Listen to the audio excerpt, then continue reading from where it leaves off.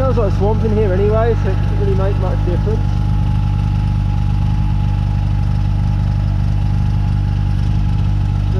How much is the hairdryer doing? Absolutely nothing.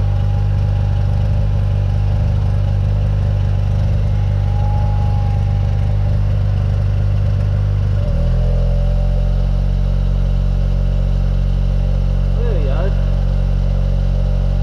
Two done.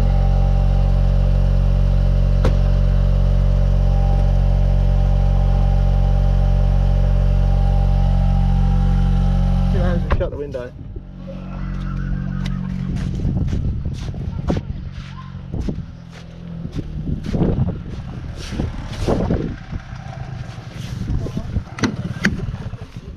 And the generator dies of carbon monoxide poisoning, as I expected it would.